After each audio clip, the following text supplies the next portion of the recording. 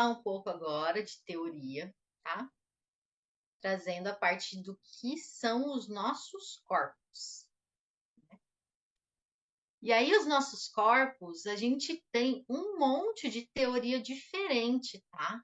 Você vai para o espiritismo, ele fala uma coisa, a apometria traz outra coisa, o Hélio Couto traz lá os 7 corpos que a gente tem, o yoga. Então, assim, são N coisas que falam, né, que cada lugar vai trazer para você. E isso daqui não me interessa, me interessa o que é o mais simples que precisamos saber para cá, que é o que veio para mim de informação da fonte, que é o que importa. A gente tem 4 corpos: o nosso corpo físico, matéria, né? O nosso corpo emocional, o nosso corpo mental, que é subconsciente e consciente, a nossa consciência divina, que é o nosso corpo espiritual, e tudo isso junto forma, né? A gente tem um campo eletromagnético que a gente está dentro, todos esses corpos estão dentro, isso tudo forma o que é o nosso corpo energético, as nossas energias. Okay? Então, assim, quando você trabalha, por exemplo, medicina ocidental, só trabalha corpo físico. Se você for num médico clínico geral, ele só vai olhar o seu corpo físico. Se você for numa terapeuta ocupacional, ela só vai olhar o seu corpo físico. A nutricionista, corpo físico. Fisioterapeuta, corpo físico. Né? Osteopatia, corpo físico. Se você for olhar o emocional, eu conheço poucas, tá? Eu conheço o Quantum Beam. Quando eu falo conheço, é porque eu já fiz. Porque não é eu ouvir falar, eu já fiz. Quantum Beam. O mental, a gente tem o próprio Theta Healing, né? O PNL, todas as reprogramações mentais, toda a psicoterapia, ela vai trabalhar o mental. Então, quando você vai num psicólogo, né, ele vai procurar quais foram os traumas, as dores que você passou na sua infância que ficaram gravadas na tua mente. Tá? A gente tem aqueles lugares que as pessoas trabalham o espiritual, as meditações, né? Os benzimentos, quando você vai numa religião, você está olhando muito para o corpo espiritual. E tem algumas que elas conversam em várias, né? Por exemplo, quem olha para o corpo energético como um todo, a gente tem a medicina chinesa, né? Que ela entende que a gente tem diferentes, como que chama? Lugares de energia passando pelo corpo e vai procurando os bloqueios. A própria radiestesia é uma técnica que utiliza o pêndulo e que faz a medição energética do todo da pessoa. Métodos de consciência pelo movimento que existem, que são subcorrentes do yoga, por exemplo, né? Ayurveda. Então, assim, cada terapia ela foca em algum desses corpos com maior ou menor intensidade. Eu percebi, como eu comentei com vocês, que eu sempre trabalhei mais com terapias que focavam no corpo físico ou no mental ou o espiritual ou até o energético, mas eu nunca tinha trabalhado o corpo emocional. E aí que eu senti que foi a grande sacada.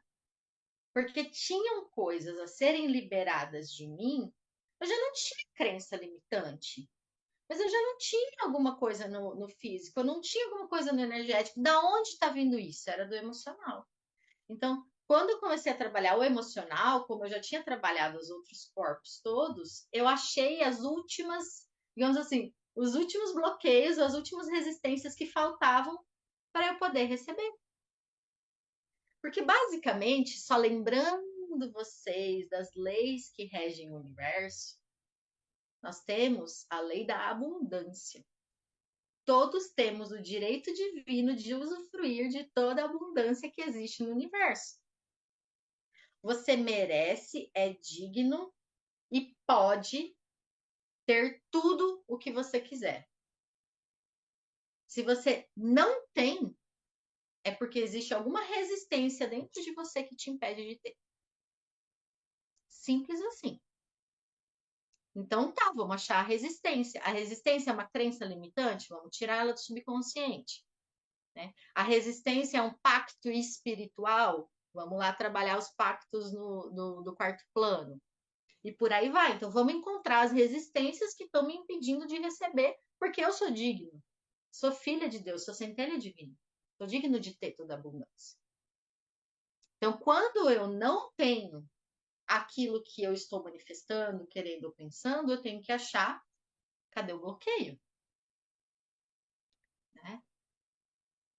E aí que vem, então, essa percepção do olhar do tá. Será que eu estou trabalhando muito o corpo físico? Será que eu só cuido da minha alimentação? Por que às vezes eu cuido da alimentação, faço exercício físico, mas o colesterol não abaixa?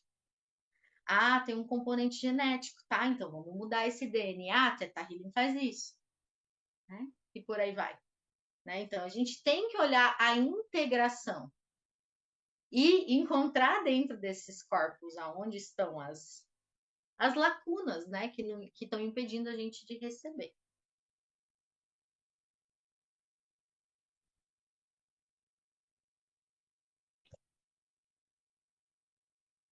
Bom, então, baseado nessa consciência que a gente tem diferentes corpos e que a resistência em receber ela pode estar em qualquer um deles. Em geral, as terapias, inclusive, dizem que a gente tem os corpos que são sutis, que é o mental, o emocional e o espiritual. E as doenças, por exemplo, elas estão nesses três. O corpo físico, ele só é o último estágio. O corpo físico é assim, ó. Você não resolveu o problema que era espiritual, foi pro mental, do mental foi pro emocional ou vice-versa, tanto faz. Chegou uma hora que assim, ó, já que você não olhou para isso, eu vou mandar no teu corpo físico. O corpo físico é aquele lugar do você negligenciou uma coisa a vida inteira, então agora eu vou te mandar uma doença para você olhar. Entende? É como se fosse assim, ó, o bandeirinha de alerta, né? A sirene ligou, foi pro corpo físico. Então, o corpo físico é o último. Ele só é o último lugar aonde se somatizou problemas que eram dos corpos emocional, mental ou espiritual, ou dos três, enfim, tá? E aí, então, entendendo isso, né, eu trago para vocês o que é o mapa da consciência de David Hawkins. Por quê?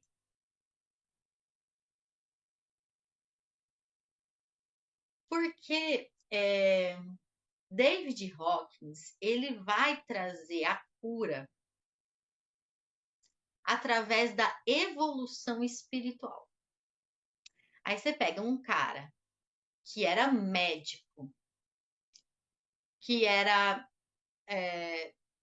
tô vendo aqui nas minhas anotações, tinha 25 consultórios, 2.000 pacientes ambulatoriais, vários laboratórios de pesquisa, cientista, PhD, pesquisador, lá, que traz um estudo estruturado e científico que explica como são os estados da consciência, a nossa mente, e como eles afetam o nosso emocional e vice-versa, mental e emocional interligados, e como isso tudo interfere na nossa evolução espiritual.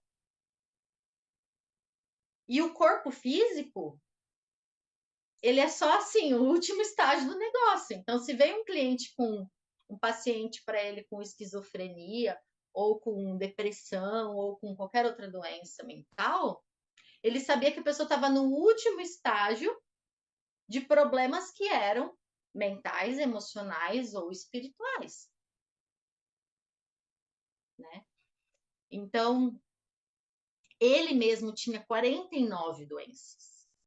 E ele curou todas elas através do método que ele vai explicar, que eu vou explicar para vocês, tá? O mapa, Eu não vou me aprofundar com vocês hoje, porque o mapa ele é um objeto de estudo da próxima aula da mentoria, que eu vou trazer com detalhes, né, como funciona e tudo mais. Mas basicamente existe duas divisões, de quem está de 200 para baixo e quem está de 200 para cima. Quem está de 200 Hz para baixo está no campo da força. O campo da força é a Matrix, é quem está no ego, é quem acredita que precisa se esforçar para as coisas darem certo. O campo de consciência de 200 para cima é quem não está na força, está no poder. Então, em vez de estar na Matrix, está no divino, está mais conectado com o divino do que com a Matrix. Ele olha muito mais o ser do que o ego.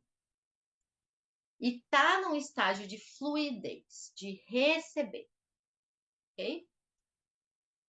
E aí a gente tem aqui todas as explicações que eu vou trazer com calma para vocês, mas basicamente o objetivo é a gente conseguir sair desses lugares mais baixos, né, que são estados mentais e emocionais, e ir mudando até cima, né? E enfim, isso aqui eu vou explorar mais na próxima aula, mas é só para vocês conhecerem que é um estudo muito interessante. O que a gente precisa saber hoje são as premissas da cura. O que David Hawkins traz de ensinamentos mais importantes para dizer o porquê que uma pessoa se cura com a fórmula que ele usa, com a terapia que ele usa.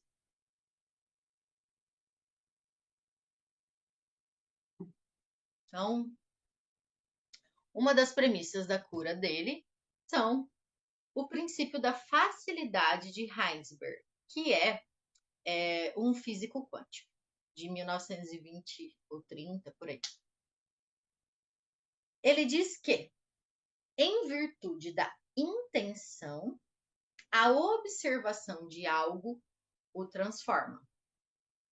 Então, se eu observar alguma coisa, apenas o fato de eu observar aquilo já faz com que aquilo mude.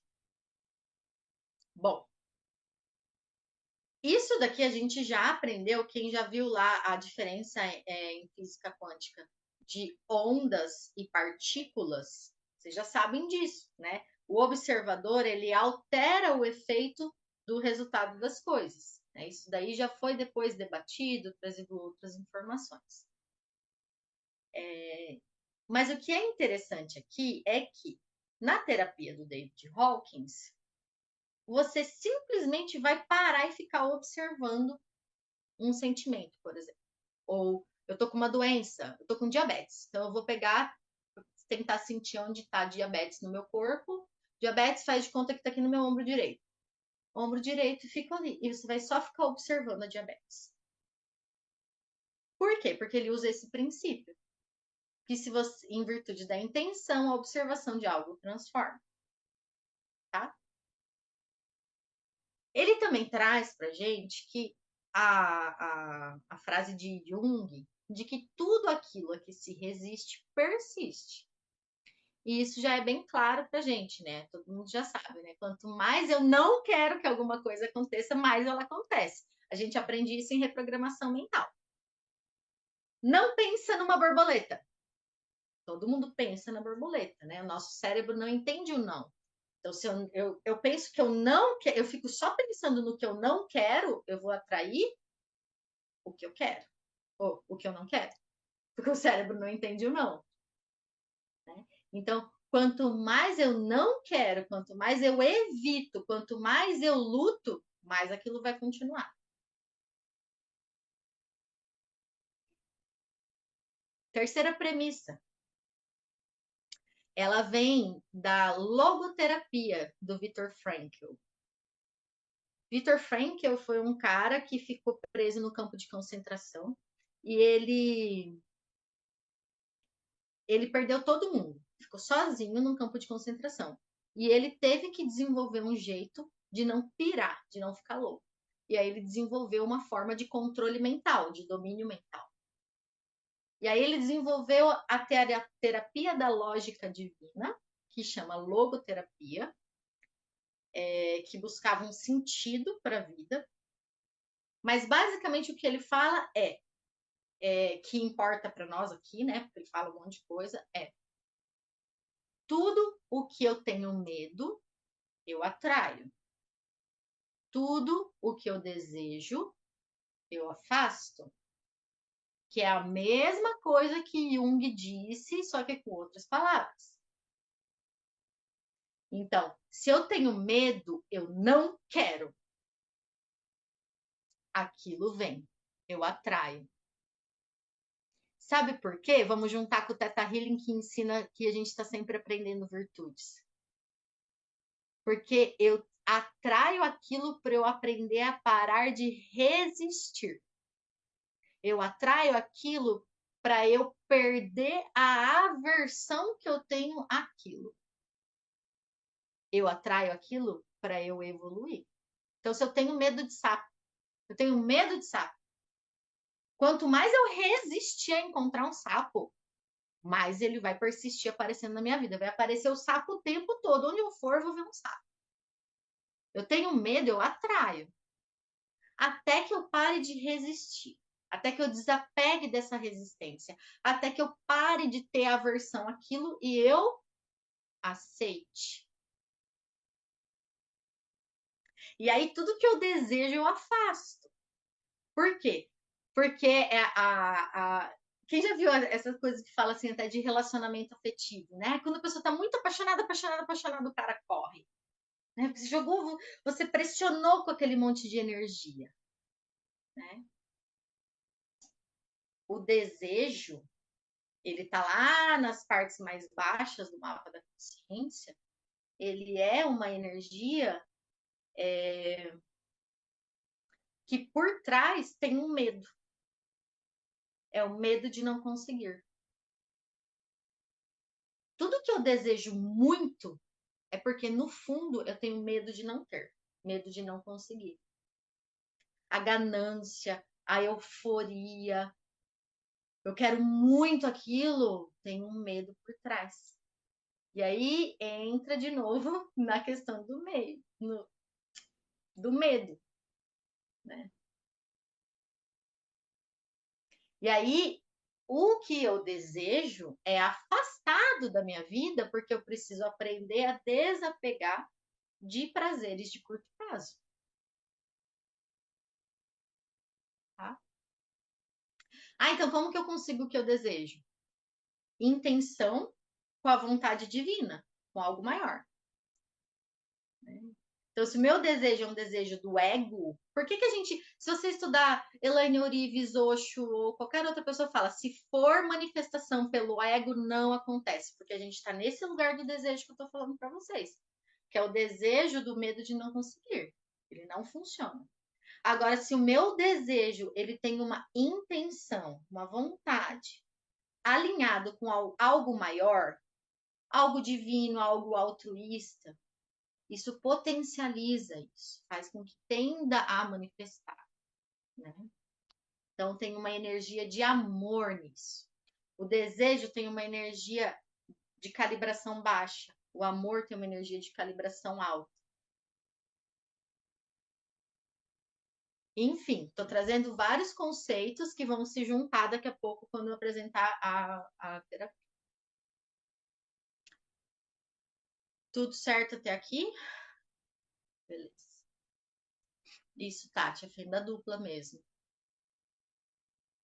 E aí a gente tem outra inspiração aí que David Hawkins traz no conteúdo dele, é o Sir John Eccles. Ele é um Nobel que fez um estudo em que ele comprova que o cérebro não é a origem da mente. A mente é quem controla o cérebro. Então, o nosso corpo físico, ele obedece à nossa mente. O que a mente acredita, o corpo manifesta. A nossa mente, ela está tendo uma experiência dentro do corpo. O cérebro faz parte do corpo, é um componente do corpo. A mente é como se fosse um negocinho, vamos pôr aqui, uma bolinha aqui em cima, tá fora. Então, para eu mudar o corpo, não o cérebro, ele é só um componente do corpo, né? Eu preciso mudar o que está na minha mente, certo?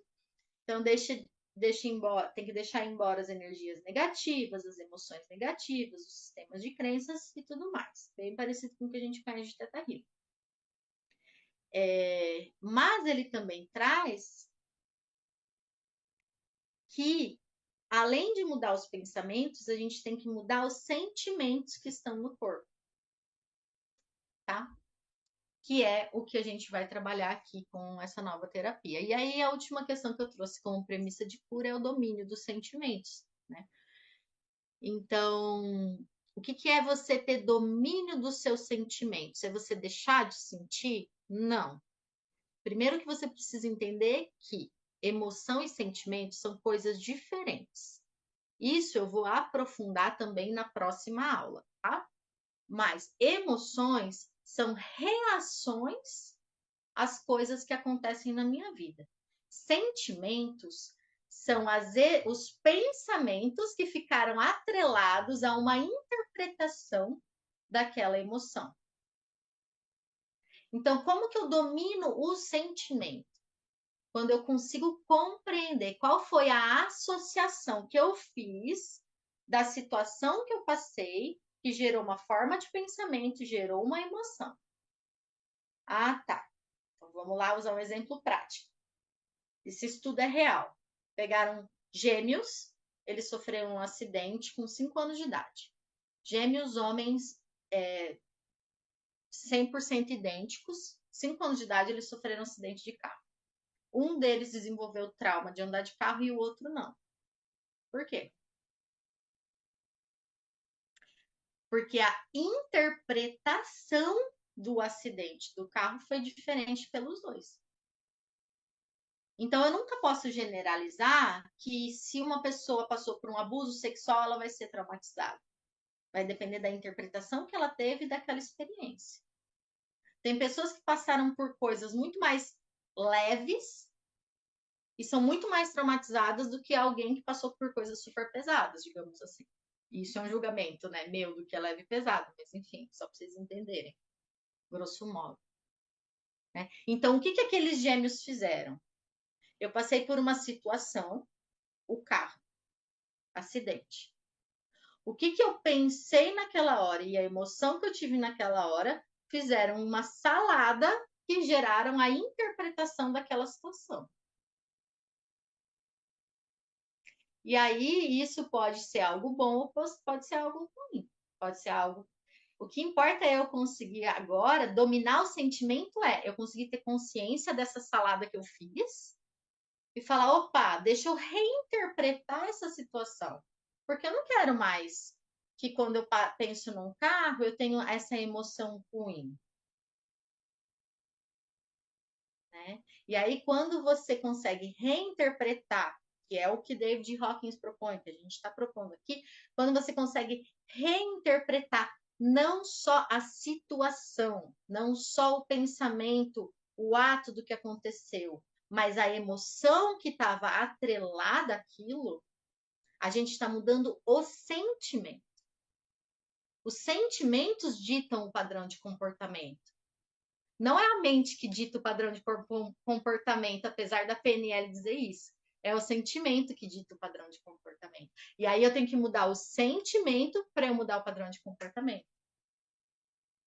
Aliás, parênteses, que essa é uma velha guerra, né? Quem veio antes, o ovo ou a galinha? Quem que manda é o pensamento que manda no comportamento ou é o sentimento que manda no comportamento? Quem manda em quem? Enfim, não vou entrar nessa seara, porque isso daí é uma discussão extensa, né?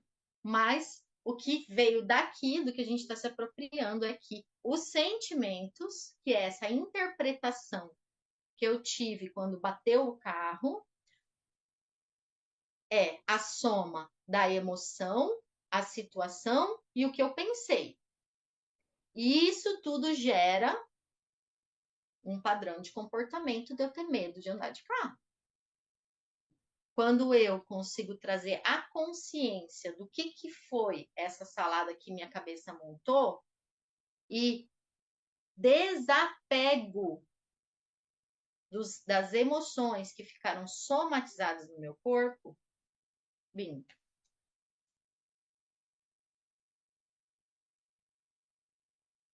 uau, muita coisa, né, gente?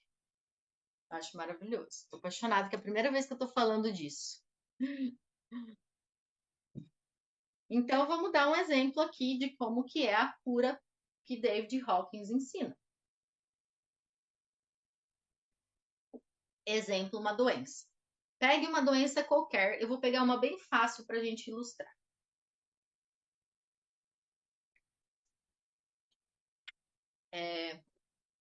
Tendinite. Com tendinite no meu ombro direito. Aí David Hawkins fala, então você vai fazer o seguinte, respira, se concentra, se conecta com o seu corpo, presta atenção na sensação que você sente no seu ombro direito. Se você tiver qualquer resistência em sentir a dor, você precisa abandonar. Eu acho ótimo usar um exemplo, dois exemplos meus. Eu tava com cólica. Qual que é a primeira coisa que você faz? Vai pegar um remédio, né? Eu fui direto pegar remédio e falei, não, eu vou abandonar essa resistência em experienciar a sensação da cólica. Vou ficar aqui sentindo a cólica. Fiz isso também com dor de cabeça. Com dor de cabeça é mais difícil. Achei bem difícil trabalhar dor de cabeça, mas fiz. Né? Porque a primeira coisa que a gente faz, o que é uma resistência? Eu tô com dor de cabeça, eu quero tirar ela daqui, é uma resistência. Eu tô com cólica, eu quero tirar ela daqui, é uma resistência. A cólica, a dor de cabeça, é só seu corpo te falando que você tem que olhar para alguma coisa. Aí você vai lá e toma um remédio, tudo bem. Daqui 5 anos aparece um mioma. Daqui 10 anos aparece um câncer. Daqui 15 anos aparece fibromialgia. E vai cada vez aparecendo. Por que idoso? Isso daqui é psicossomática de todo mundo que eu te falei, tá?